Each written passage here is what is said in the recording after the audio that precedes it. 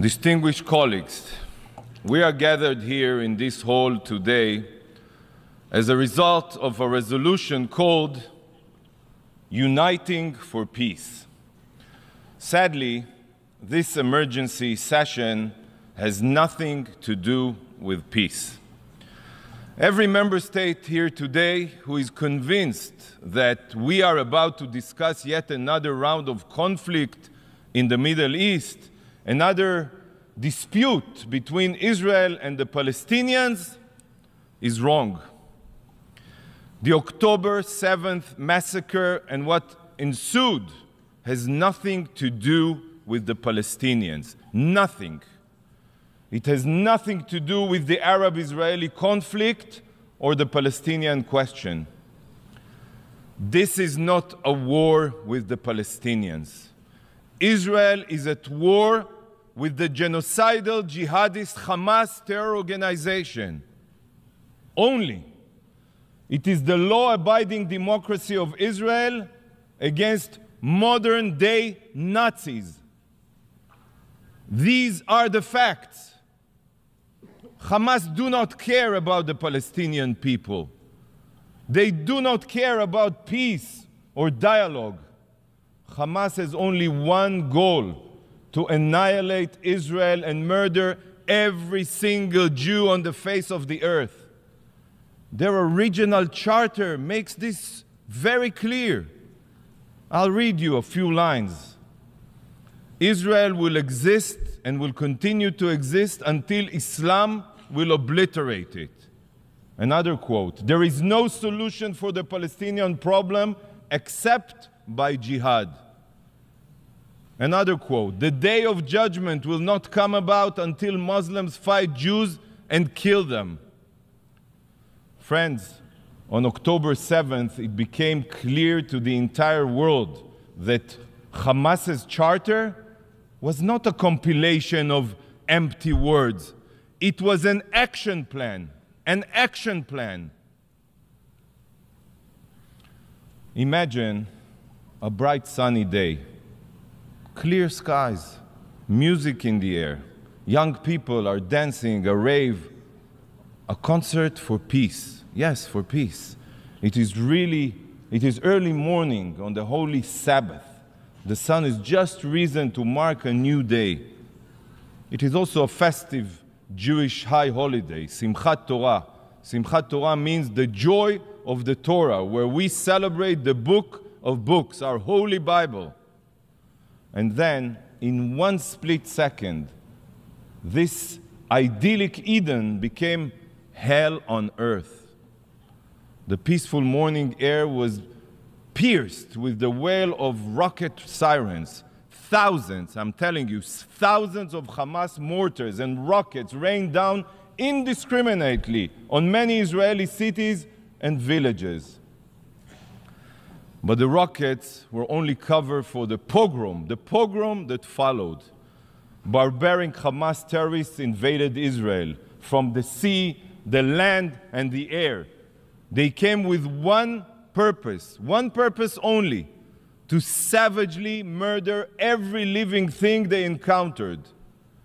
Hamas Nazi murders went from house to house with hit lists. A thoroughly planned, willful, premeditated attack. They brutally murdered civilians in their beds. They drove pickup trucks with machine guns. Yes, we all remember, just like ISIS, and fired blindly at hundreds of young people at a concert. 300 were burned alive or butchered in that concert. Much of what remained were clumps of flesh and bloody limbs. Parents had to bring their children's toothbrushes for DNA so they could figure out whose limb belonged to who. These Hamas monsters raped women and children, parading naked girls that they raped and bodies that they defiled through the streets of Gaza, while thousands, and I'm telling you, thousands, you can see the footage, jeered and cheered. The savages tortured small babies. Just like the Nazis, Hamas terrorists removed infants from their cribs. Yes, we have it on video. Swung them repeatedly against the ground until their skulls became a pulp. Children were murdered in front of their parents, and parents in front of their children. I've seen a video of a terrorist filmed by himself, who tossed a grenade into a bomb shelter with a father and his two young boys inside. The father was killed instantly, and the two boys ran out of the shelter screaming that their father is dead and that they want to be dead too. All this is occurring, believe it or not, as the monster who murdered their father calmly helps himself to the contents of the family's fridge.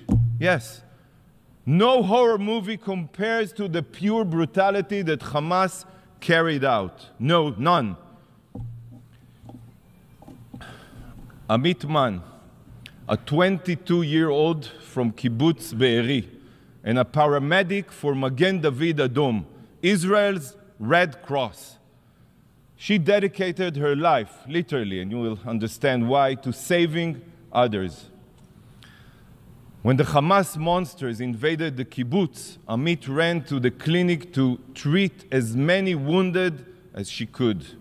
For hours, Amit worked non-stop trying to save lives. She knew the sadistic terrorists were outside her clinic because she heard the gunfire, but she stayed there. She was committed to saving lives, not running away. Finally, the terrorists burst into her clinic and put a bullet through her brain. She was a Magen David Adom paramedic, the Israeli Red Cross, in uniform. But that didn't stop these savages. This is how the rescue teams found Amit.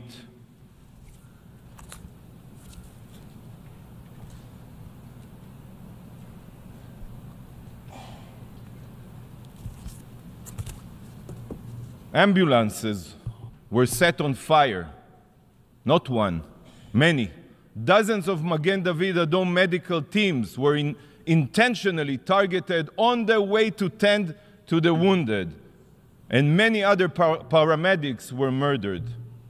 Barzilai Hospital in my hometown city, Ashkelon, in Israel, suffered direct hits from Hamas rockets. Not for the first time. Hamas has been deliberately firing rockets at it for years, intentionally.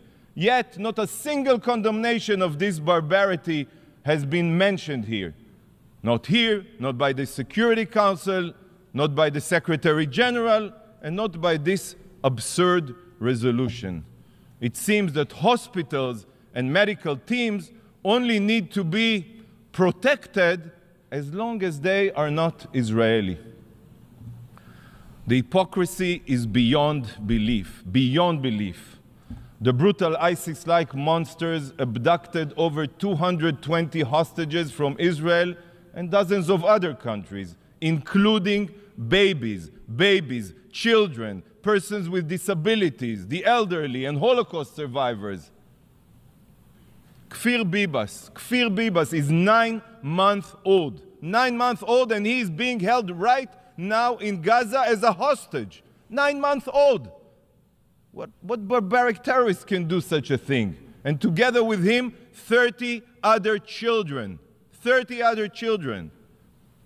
We saw Hamas's brutality in Israel. I cannot begin to fathom what horrors the hostages are enduring right now, as we speak here.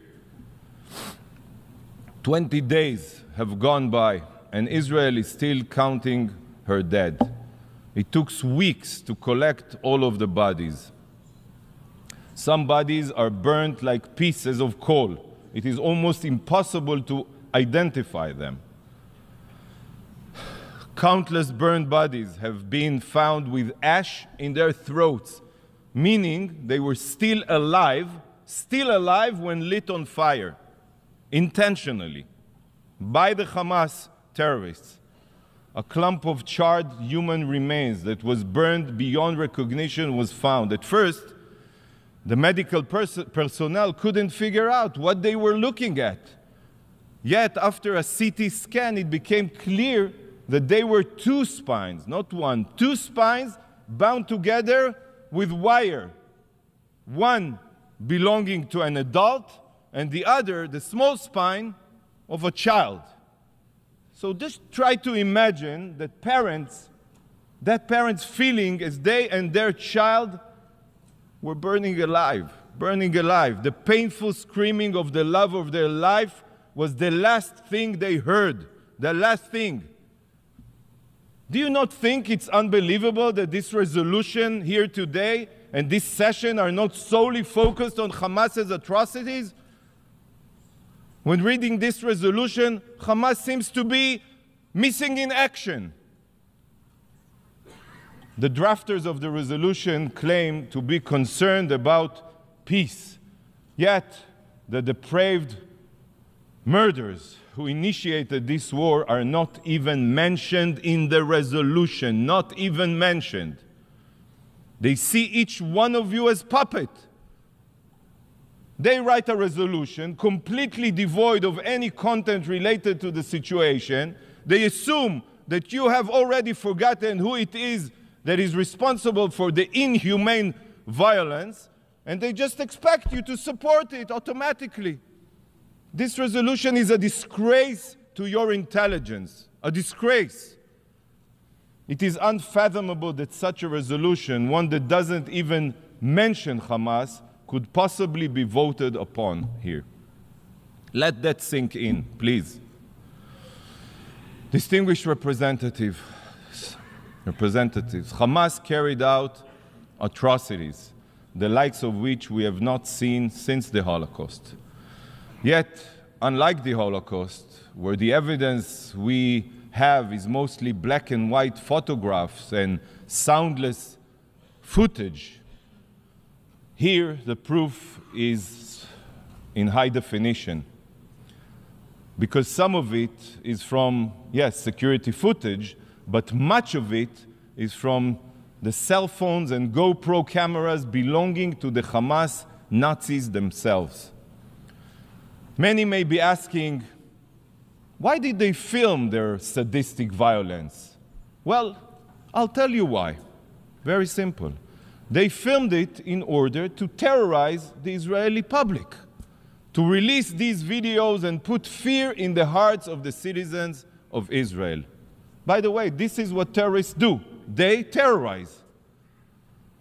I have seen much footage over the past weeks that will be seared into my mind forever. But there is one sight that I keep on seeing when I try to sleep. In the video, one can see a terrible injured civilian, bloodied yet alive, laying on the ground as a Hamas savage screaming, Allahu Akbar, repeatedly pummels the man's neck with a garden hoe in order to decapitate him. The man on the ground is an agricultural worker from Thailand. He's not Israeli, he's not Jewish. He was merely alive trying to make a living for his family. But he was decapitated with a blunt gardening tool. Horrifying. Israel is not at war with human beings. We are at war with monsters. Here is the video.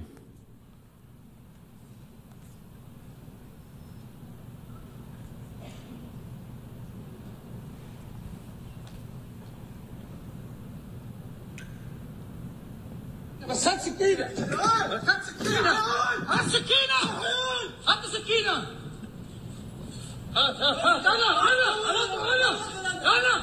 بالله عليك أنا بالله عليك أنا أنا بالله عليك أنا الله أكبر هات هذا الثاني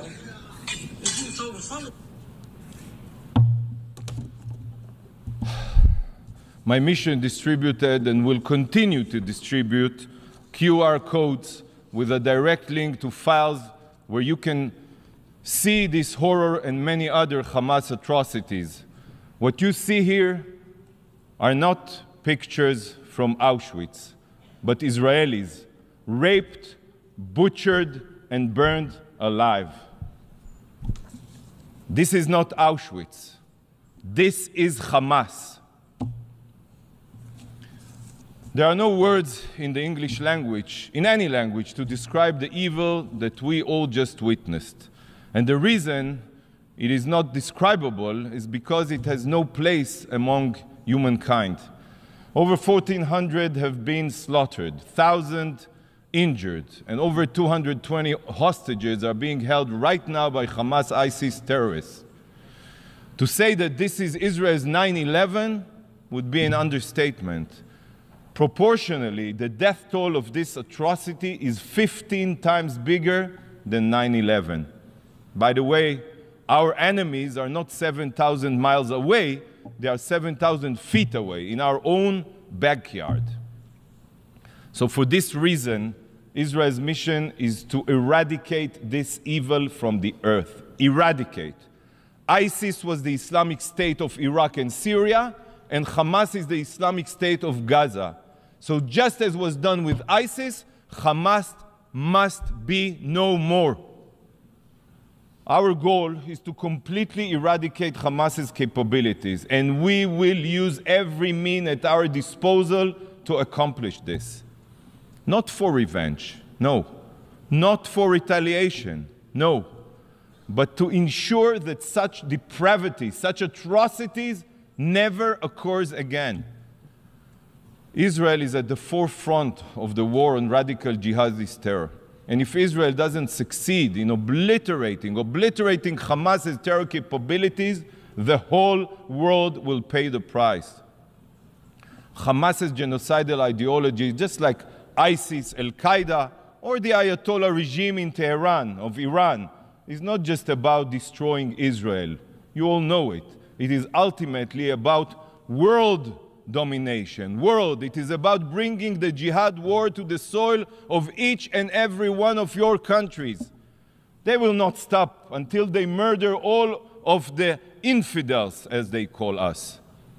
Colleagues, for the past 16 years, the international community and the UN have been complacent to Hamas's terror buildup in Gaza. Complacent.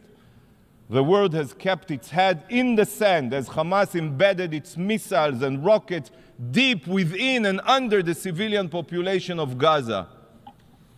It accepted an absurd reality that a law-abiding democracy could live side by side with cancerous genocidal terrorists that fire tens of thousands of missiles indiscriminately at our civilians, unprovoked.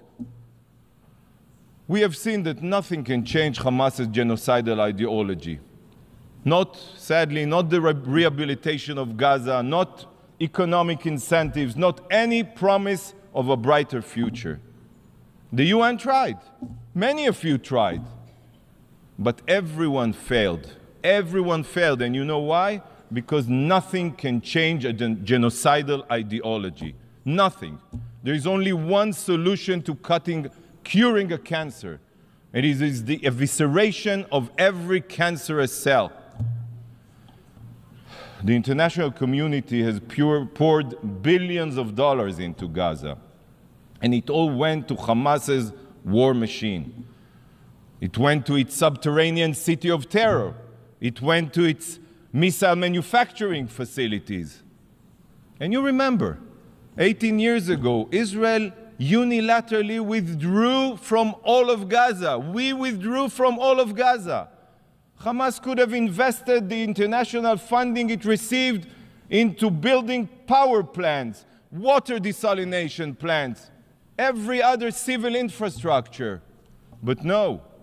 Instead, Hamas exploited every inch of the Gaza Strip for their violent goals.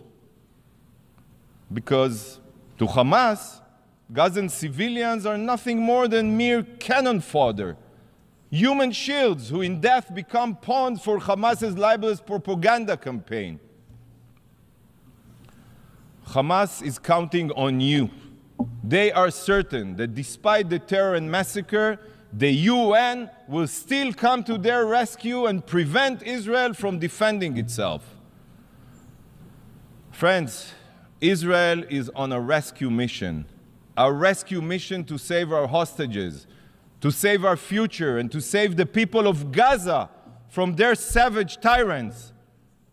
Our rescue mission. And colleagues, the rescue mission can end quickly. Now, it can end now. No need for complicated, empty resolutions. It can end now. Should Hamas put down their arms, return our hostages, and turn themselves in, this war will end without one more shot being fired. Not even one. Why do you not unite and call on Hamas to do this? If the drafters of this resolution truly want peace, if they truly want an immediate solution, then why do they not demand this of Hamas? Instead, this resolution does the exact opposite of finding a solution. The exact opposite. Rather than promoting peace, it only ensures more violence. It should be called uniting for terror, not uniting for peace. Israel has been attacked and continues to be attacked. This is a fact right now in the south from Hamas and in the north from Hezbollah. Meanwhile, the resolution calls for an immediate ceasefire. A ceasefire means giving Hamas time to rearm itself so they can massacre us again. This is not speculation. They will do so. You all know this. Any call for a ceasefire is not an attempt at peace. It is an attempt to tie Israel's hands, preventing us from eliminating a huge threat to our citizens. But the resolution's distortions go even deeper than that. Hamas, the terror group that started this war, I reiterate, is not even mentioned, not even once. In fact, the only hidden reference to these barbaric terrorists can be found in calls on both parties. Both parties? This is a false, immoral comparison between the law-abiding democracy of Israel and genocidal jihadists. And the drafters are counting on the fact that each and every distinguished representative here will blindly go along with their ploy. This resolution is an insult to your intelligence, and the only place this resolution belongs is in the dustbin of history, the dustbin of history. But colleagues, this resolution is not the only thing here today that is detached from reality. In a short time, a representative of the evil regime that trained, funded, and armed Hamas for the October 7th massacre will address you. The Ayatollah regime of Iran has the blood of thousands of Israelis on its hands. It has the blood of hundreds of thousands of oppressed Iranians, of Ukrainians, of Americans, of Emiratis, and so many others on its hands. Iran is known as the world's #1 state sponsor of terror, and for good reasons. It's completely natural that the foreign minister of this brutal regime should be the speaker following the resolution drafter. The country with a Nazi ideology of annihilating Israel publicly says, stands in solidarity with its proxy Hamas, which shares the same Nazi ideology and aims for our destruction. This is completely understandable. Indeed, mere days ago, he spoke with the leaders of Hamas and its twin terror group, Palestinian Islamic Jihad, praising them for the slaughter. And today he is here to fill your ears with poison. Indeed, uniting for peace, uniting to butcher every Israeli to pieces. This man, the mass murderer, or any other representative of the terror regime in Iran has no place at the UN, let alone in the family of nations. It is a moral stain on the UN and the values it was founded upon. Distinguished colleagues, this week the UN celebrated its 78th birthday. Yet, looking at this resolution and the honorary guests hosted it today in these halls, this organization has shown that it is so broken, so morally corrupt, that I do not have high hopes that it will make it to 90, let alone 100. I'm just a realist. Today serves as the clearest proof that this body is bleeding its relevance, legitimacy, and justification.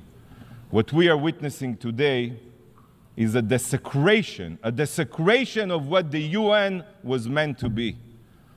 Following the horrors of the Holocaust, this institution was established to prevent atrocities from repeating themselves. Yet, in these very halls, we have perpetrators of the most grotesque human rights violations and crimes against humanity who also exploit their power and so-called members of the family of nations only to single out law-abiding democracies such as Israel. If this organization wants to maintain any shred of legitimacy, it is imperative that you, please, distinguished representatives, no longer play along with this farce of anti-Israel double standards. Vote against this biased resolution. Stand on the right side of history.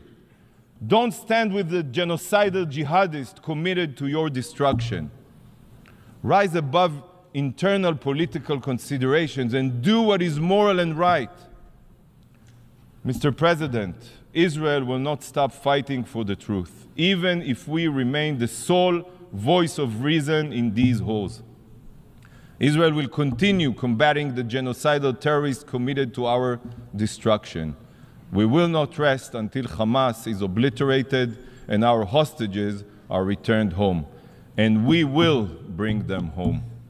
I will conclude with a moment of silence for all the victims of Hamas's atrocity.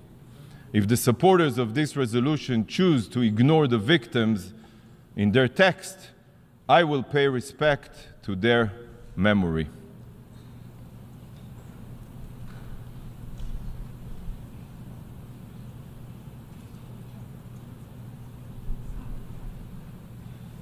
Thank you, Mr. President.